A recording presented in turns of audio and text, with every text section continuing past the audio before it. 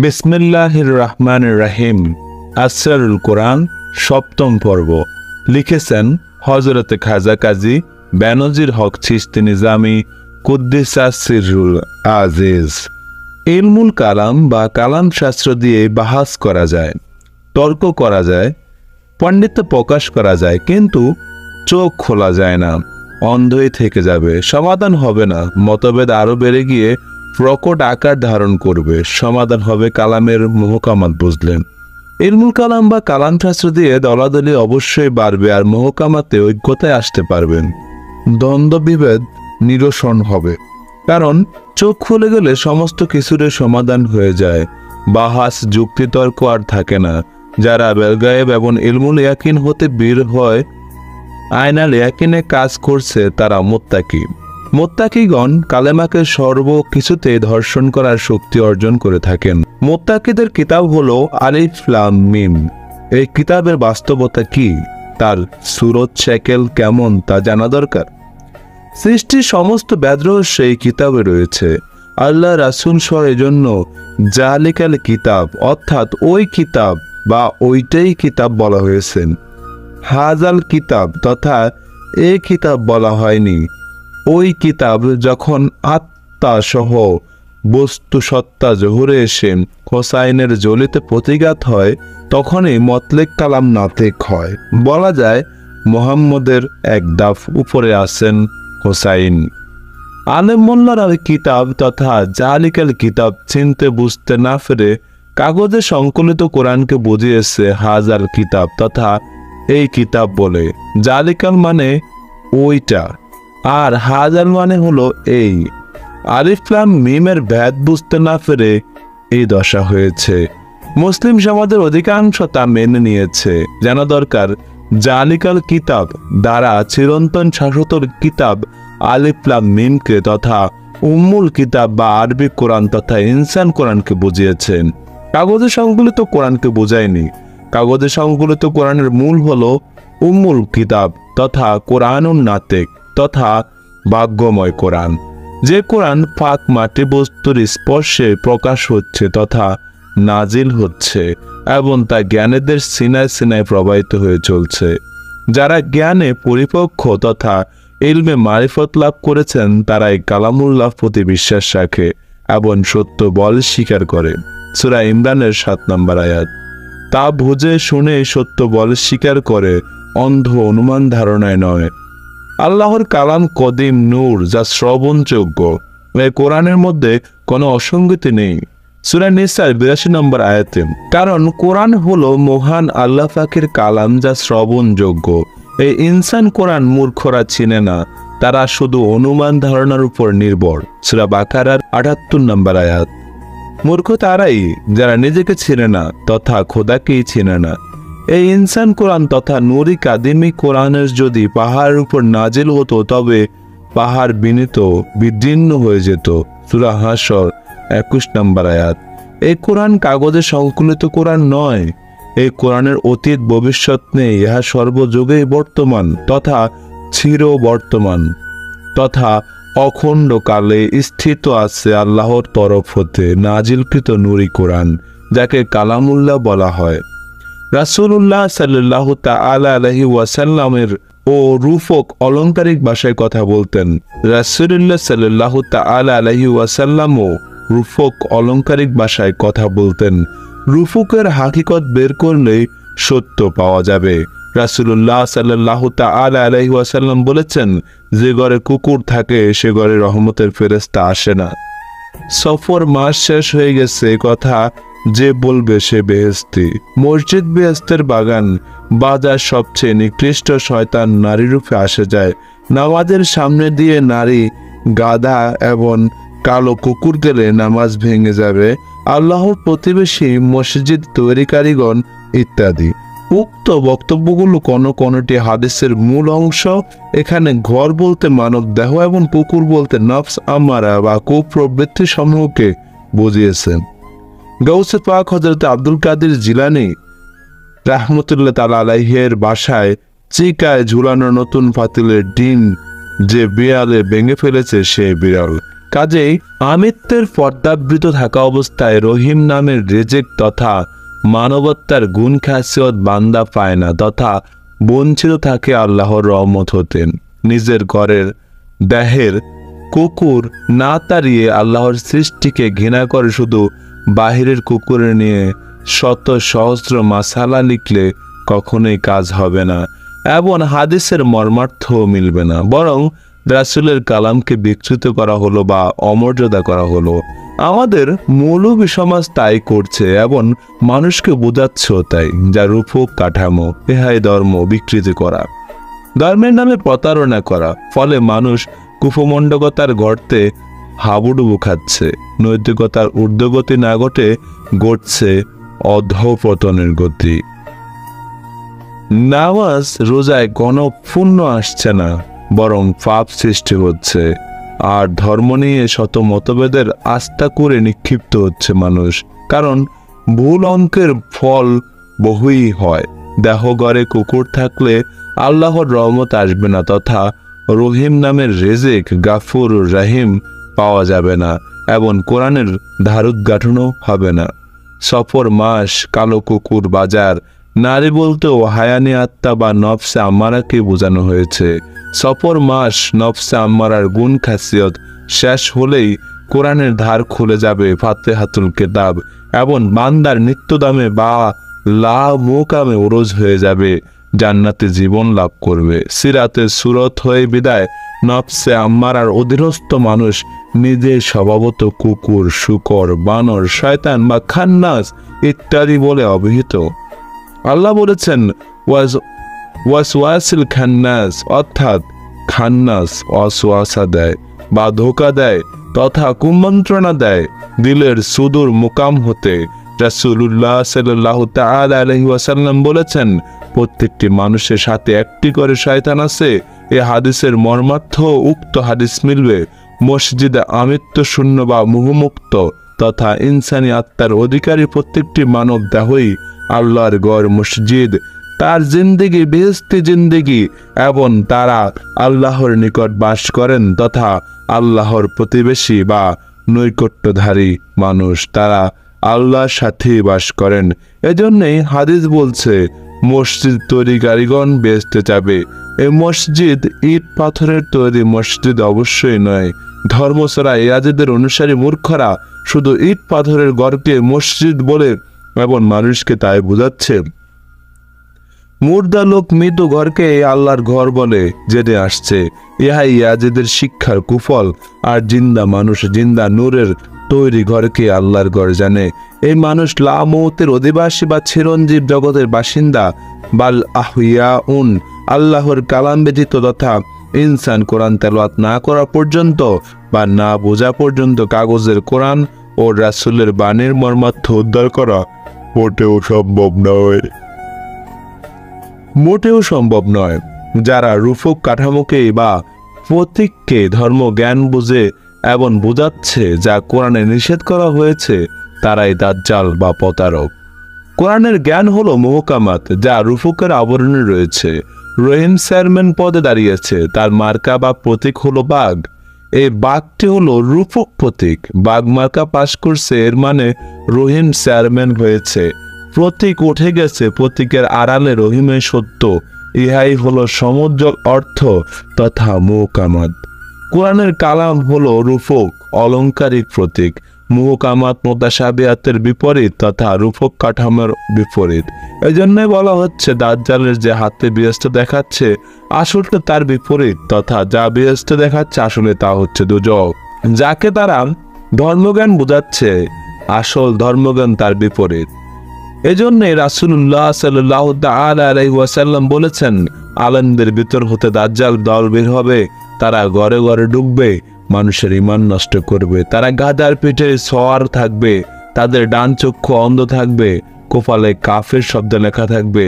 তাদেরকে বেহেশতীরা দেখবে, দুজকিরা দেখবে না। সাহাবারা জিজ্ঞেস করলেন তাদের বেশভূষণ কেমন হবে? রাসূলুল্লাহ সাল্লাল্লাহু তাআলা আলাইহি ওয়াসাল্লাম বললেন, তাদের বেশভূষণ হবে আমার মতো। দাজ্জালের বিষয়ে বর্ণিত হাদিসটি রূপকের আড়ালে যে চরম সত্যটি লুকিয়ে আছে তা বুঝতে পারলে দাজ্জালদেরকে চেনা যাবে। ধর্মজ্ঞান হলো আত্মার জ্ঞান, যাকে গায়বী ইলম বলা হয়। আল্লাহর হাবিব মোহাম্মদ রাসূলুল্লাহ সাল্লাল্লাহু তাআলা আলাইহি ওয়াসাল্লাম হলেন গায়বী ইলমের ভান্ডার এবং তার দরজা হলো হযরতে মাওলা আলী আলাইহিস সালাম। এই গায়বী ইলমের মূল হলো উম্মুল কিতাব এবং উম্মুল কিতাবের ভেদ জানাই হলো কোরআনের মুহকামাত। রাসূলুল্লাহ সাল্লাল্লাহু তাআলা আলাইহি ওয়াসাল্লাম কিতাবের জ্ঞানে জ্ঞানী বিধায় তাকে বলা হয় উম্মি নবী। আরবি বিদ্বানেরা বলছে মূর্খ নবী। যারা উম্মি নবীর শিক্ষা এবং আদর্শকে ধারণ করেছে বা ধারণ করার সাধনা করছে, তারা নবীর শিক্ষা এবং আদর্শকে ধারণ করেছে বা ধারণ করার সাধনা করেছে, তারা নবীর উম্মত। নবীর উম্মত নবীর উম্মতগণও উম্মুল কিতাব পাঠ করছে এবং এই কিতাব পাঠ করে ইমানদারগণ আল্লাহর দিদার লাভে নিজেকে ধন্য করেছে। বিশেষ কিছু জ্ঞানের লোক ছাড়া অধিকাংশই আল্লাহর দিদার লাভ বিশ্বাস করে না বলে সূরা রুমের ৮ নম্বর আয়াতে বিধৃত আছে। আধ্যাত্মিক জ্ঞানীরাই হলেন পরকালপ্রাপ্ত মানুষ এবং আল্লাহকে পরকালেই দেখা যাবে। আলেম মোল্লারাও বলেন আখিরাতে একদল মানুষ আল্লাহকে দেখবে, আল্লাহ পাক তাদের নিকট উদ্ভাসিত হবেন তথা দিদার দিবেন। কথা সত্য, কিন্তু পরকাল কি জিনিস তা আলেম মোল্লাদের জানা নেই। তারা শুধু অনুমানের উপর নির্ভর তথা কিতাবী বিদ্যার উপর নির্ভর। কারবালার যুদ্ধ এই অন্ধ অনুমানবাদীদের বিরুদ্ধে সংগঠিত হয়েছিল। তাদের আইনাল ইয়াকিন নেই। আইনাল ইয়াকিন হলে বর্তমানে দিদার হতো, কারণ আইনাল ইয়াকিন হতে পরকাল শুরু। কাজেই পরকালপ্রাপ্ত মানুষই একমাত্র আল্লাহর দিদার লাভ করবে। আল্লাহর এই কালাম ৭২ কাতার মুনাফিকরাই স্বীকার করে না। নফস মুতমাইন্না অর্জন হলে পাক মানুষ নিরবিচ্ছিন্ন ইলহামে থাকে তথা অখণ্ড নূরি কোরআনের সাথে সংযোগ স্থাপিত হয় এবং এখানে কামেল ইনসানে পরিণত হয় তথা মুমিন বলে খ্যাত হয়। মুমিনগণ আল্লাহর দিদারে কায়েম থাকে। হাই জ্ঞানীদের জিকির, তারা দায়েমি জিকিরে কায়েম থাকে। সমস্ত বন্দিগি সমাপ্ত হবে, কিন্তু জিকির বা ধ্যানে দিদার বিহস্তিদের মধ্যে থেকে যাবে। এই দিদার বর্তমান ভবিষ্যতে নয়। আল্লাহর দিদারে তার নামাজ আসসালাতু মেরাজুল মুমিনিন সে এমকান শেষে এমকান ওয়াজিব এক দেখা হুয়াল ইয়াকিন। এই স্তরে বান্দার আর কোনো বন্দিগি থাকে না। দাসত্বের জিন্দিগি হতে মুক্ত হয় তথা স্বাধীন হয়, অখণ্ড ইবাদতে কায়েম হয়ে যায়। এজন্যই বলা হচ্ছে ওয়াবুদ রাব্বাকা হাত্তা ইয়াতিকাল ইয়াকিন, অর্থাৎ এবং বন্দিগি করো তোমার রবের ইয়াকিন প্রতিষ্ঠিত না হওয়া পর্যন্ত তথা এমকান ওয়াজিব এক দর্শন না করা পর্যন্ত তথা হুয়াল ইয়াকিন না হওয়া পর্যন্ত। আর মৌলবীদের কোরআনে অনুবাদে দেখা যায় এই আয়াতের অর্থ লিখেছে মৃত্যুর পূর্ব পর্যন্ত আল্লাহর ইবাদত করো।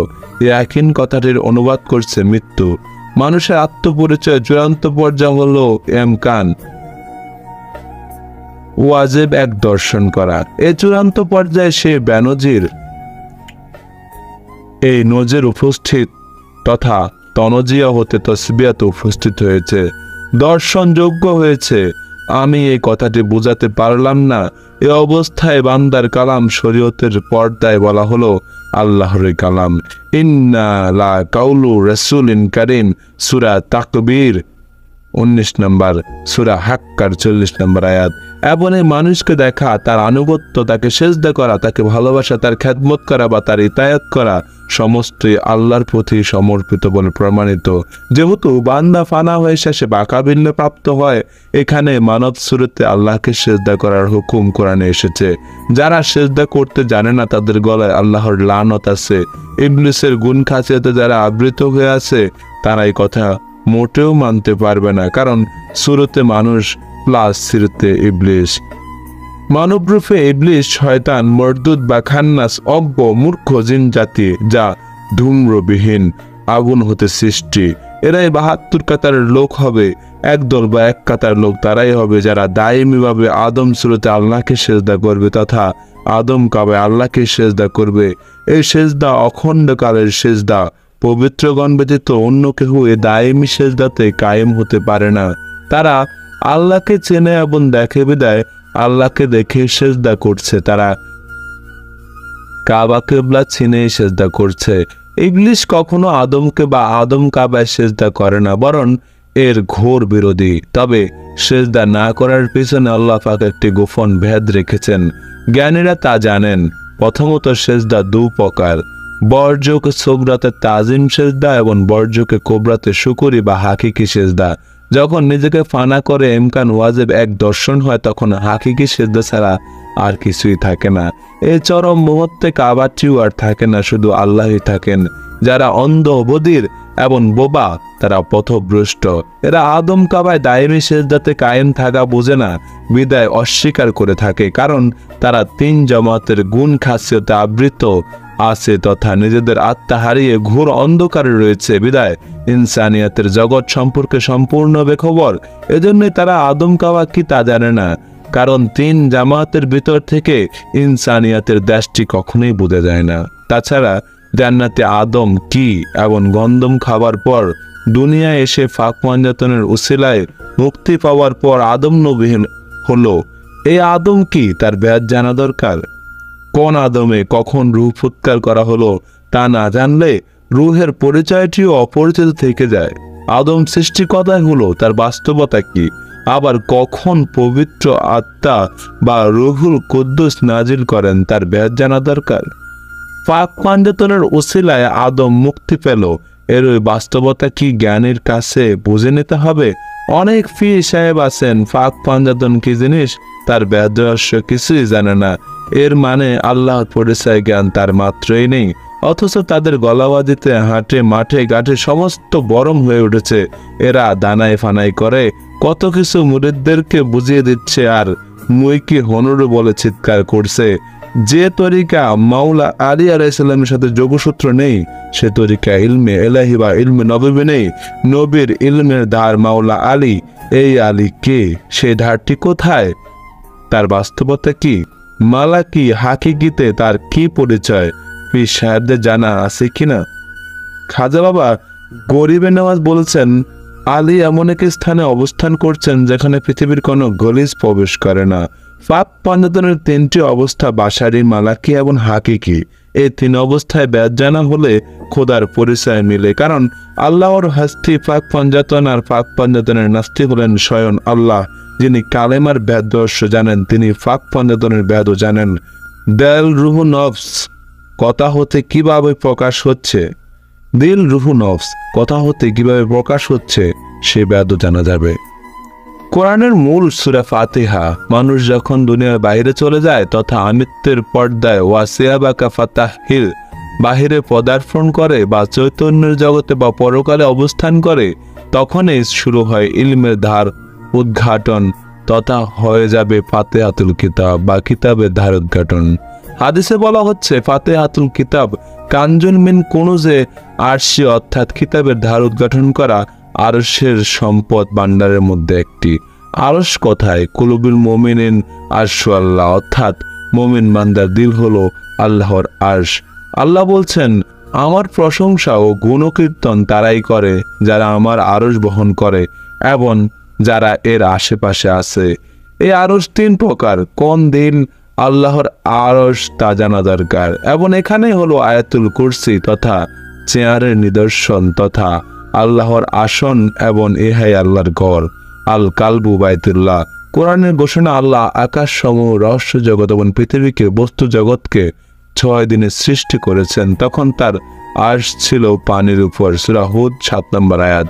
তারপর সৃষ্টি কার্য 6 দিনে সমাধা করে আরশে সমাসীন হলেন এবং সেখান থেকে তিনি প্রত্যেক কর্মে নিয়ন্ত্রণ করেন, সূরা ইউনূসের 3 নম্বর আয়াত, সূরা সিজদার 4 নম্বর আয়াত। আবার বলা হচ্ছে আল্লাহর কুরসি আকাশ সমূহ এবং পৃথিবী পরিবেষ্টন করে রয়েছে, সূরা বাকারা 255 নম্বর আয়াত। এই তিনটি আরশের ব্যাদ রহস্য জানা দরকার।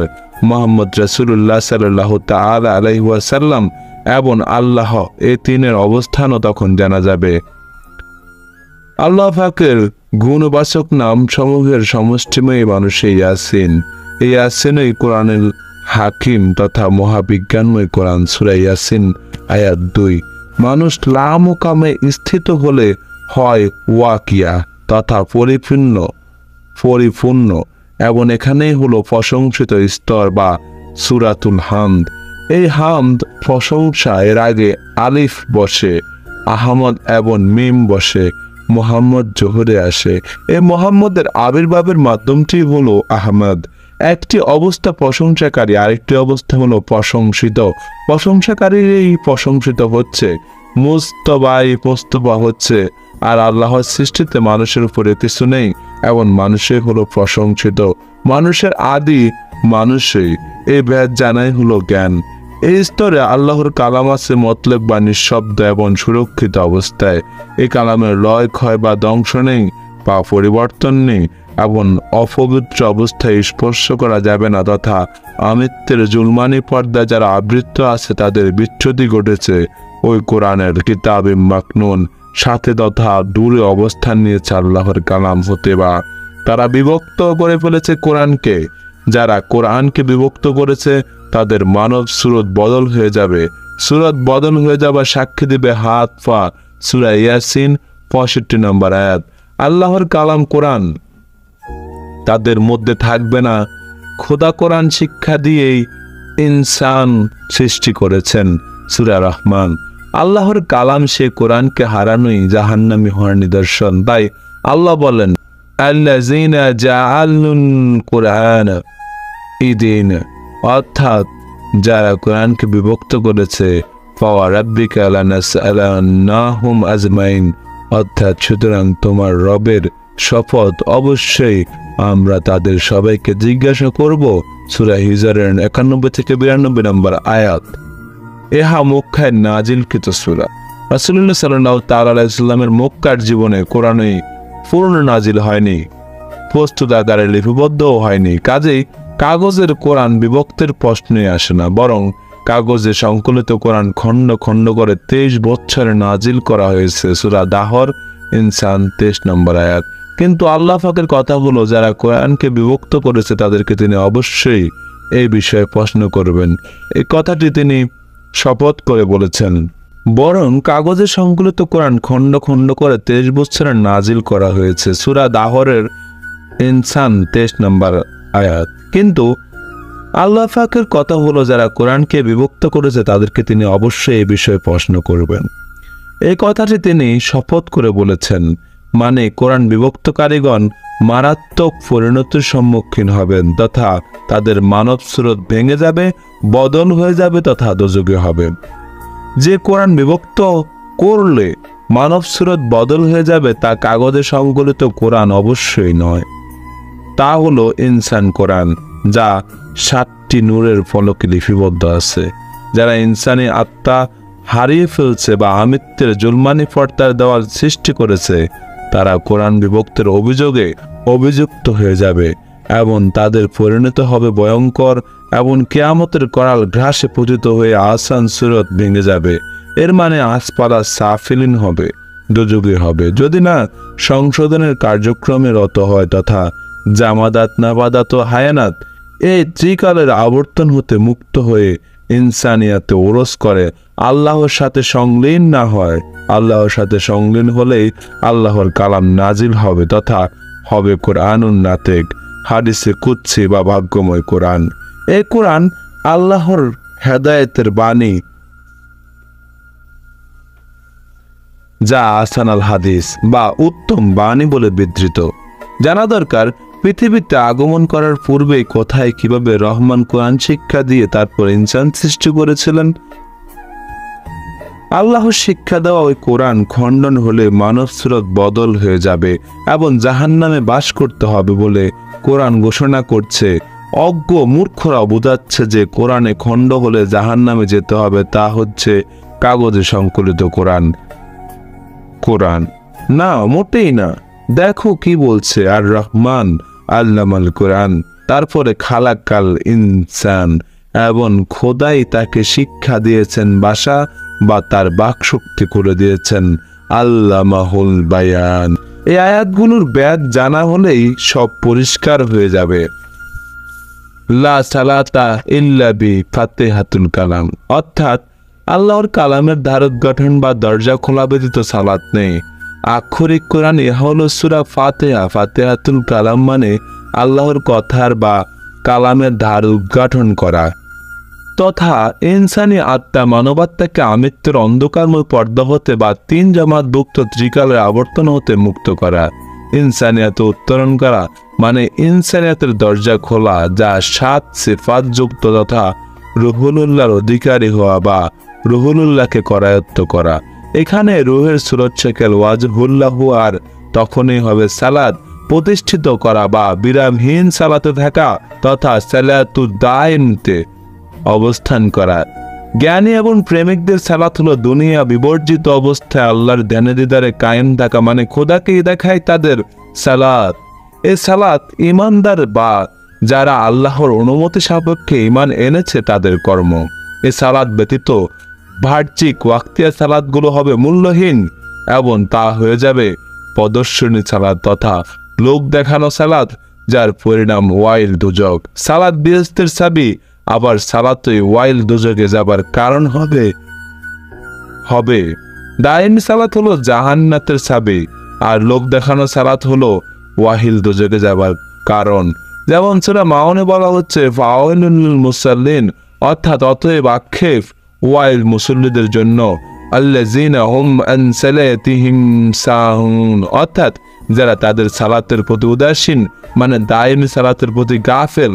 আল্লাযীনা হুম ইউরাউন, অর্থাৎ তারা করে লোক দেখানো সালাত। লক্ষণীয় ওয়াক্তে সালাতে অন্যকে দেখানো যায়, দিলের সালাত অন্যকে দেখানো যায় না। বুঝতে হবে ওয়াক্তিয়া সালাতে 2 নম্বরে থাকতে পারে, মানে দিলে মুখে এক নাও থাকতে পারে, মন বহু দিকে গমনও করতে পারে। আর সালাতে যার দিকে খেয়াল যাবে সেই হবে আল্লাহর শরীক। এই দিকে লক্ষ্য করে হযরতে খাজা গরিবে নওয়াজ রাহমাতুল্লাহ তাআলা আলাইহি কে তার মুর্শিদ হযরতে খাজা ওসমান হারুনী রাহমাতুল্লাহ তাআলা আলাইহি বলেছেন, মঈনুদ্দিন, তুমি যদি জাহিরি সালাত বেশি বেশি পড়ো তবে হাসরের দিন তোমার হিসাবও বেশি বেশি করে হবে, কিন্তু দায়েমি সালাতের 2 নম্বরই করার কোনো পথ খোলা নেই, কারণ ইহা অন্তঃকরণের সালাত এবং এই সালাতটি কায়েম করার জন্য হুকুম আসছে কোরআনে। এই দায়েমি সালাতই হলো জান্নাতের চাবি এবং এই সালাত তাহারাত পবিত্রতা বা ওযু অর্জন ছাড়া মোটেও কায়েম করা সম্ভব নয়। রাসূলুল্লাহ সাল্লাল্লাহু তাআলা আলাইহি ওয়াসাল্লাম বলেছেন, আলা ইন্না ফিল জাসাদি মুদগাতান ইযা সালুহাল জাহাদু কুল্লু ওয়া ইযা ফাসাদাত ফাসাদাল জাসাদু কুল্লুহু আলা ওয়াহিয়াল কলব, অর্থাৎ সাবধান, নিশ্চয়ই মানুষের দেহের ভিতর এমন এক টুকরা মাংস আছে যা পবিত্র হলে সমস্ত শরীরে পবিত্র হয়, আর যখন অপবিত্র হয় তখন সমস্ত শরীরে অপবিত্র হয়ে যায়, এবং তা হলো কলব। কাজেই বাহিরের অজুটি রূপক প্রতীকী, মেজাজি আসল নয়। আসল হলো ভিতরের অজুটি। যাদের ভিতরের অজুটি তথা হাকিকি অজুটি ঠিক নেই তাদের সালাত ঠিক নেই, তাদের ওয়াক্তে সালাতটি হয়ে যাবে লোক দেখানো, আর লোক দেখানো মুসল্লিগণ যাবে ওয়াইল দুজকে। সূরা মাউন রাসূলুল্লাহ সাল্লাল্লাহু তাআলা আলাইহি ওয়াসাল্লাম বলেছেন, মান সাল্লা ইয়ারানি ফাকাদ আশরিক ওয়া মান সামা ইয়ারানি ফাকাদ আশরিক ওয়া মান তাশদাকু ইয়ারায়া ফাকাদ ইয়াশরিকু, অর্থাৎ যে মানুষটি দেখানোর জন্য নামাজ পড়ে সে শিরক করে, যে মানুষটি দেখানোর জন্য রোজা রাখে সে শিরক করে, এবং যে মানুষটি দেখানোর জন্য দান খয়রাত করে সেও শিরক করে। ভিতরে অজু তথা দিলের অজু ঠিক হলে দায়েমি সালাত কায়েম হবে। সালাতের নাম এবং রূপ দুটোই থাকবে। দায়েমি সালাতের কথা সূরা মাআরিজের 23 নম্বর আয়াতে রয়েছে। এই দায়েমি সালাতই হলো জান্নাতের চাবি, এবং এই সালাতের চাবি হলো তাহারাত, দিলের পবিত্রতা। হাদিসটি হলো মিফতাহুল জান্নাতি as-সালাত as-সালাতু ওয়া মিফতাহু সালাতিদ দুহর, অর্থাৎ জান্নাতের চাবিটি হলো সালাত এবং সালাতের চাবি হলো পবিত্রতা। অধিকাংশ মৌলবীরা এই হাদিসের প্রথম অংশ প্রচার করে থাকেন, দ্বিতীয় অংশটি গোপন রাখেন বা বলেন না। ইহাই ধর্মের নামে প্রতারণা করা হলো।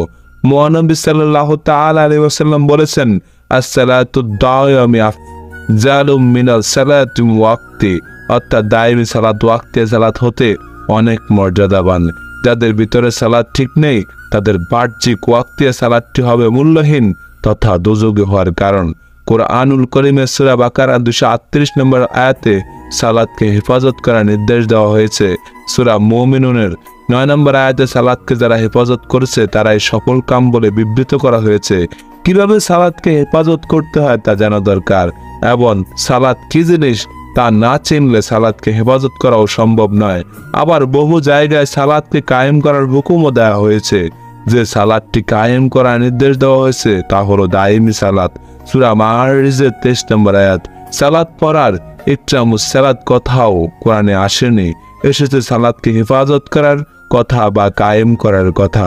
সালাতের সুরত শিকেল এবং স্বভাব আছে যা দিয়ে সালাতকে চেনা যায়, দেখা যায়। সালাতের 5টি স্তর হলো সালাতুল উস্তা, সালাতুল দাইমি, সালাতুল মাকুস, সালাতুল মেরাজ এবং সালাতে কুন ফায়াকুন। ওয়াক্তে সালাতের প্রবর্তন করা হয়েছে আসল সালাতকে চেনার জন্য, কিন্তু হয়েছে হিতে বিপরীত। মুনাফিক মাওলানা ইয়াজিদ এই ওয়াক্তিয়া সালাতকে আসল বলে চালিয়ে দিয়েছে, বুঝিয়ে দিয়েছে এবং মুসলিম সমাজ তাই বুঝে নিয়েছে। এজন্য ওয়াক্তিয়া সালাত আদায় করে তার কোনো পুণ্য আসে না, হায়ানিয়া দূর হচ্ছে না। আর যাদের আইনাল ইয়াকিন অর্জন হয়েছে তারা দোজখ বেহেশত দেখতে পাবে বলে সূরা তাকাসুরে বর্ণনা করা হয়েছে। একজন জ্ঞানীর নিকট তথা মুর্শিদের নিকট জেনে নিতে হবে বেহেশত দোজখ কিভাবে আইনাল ইয়াকিনে বোঝা যায়।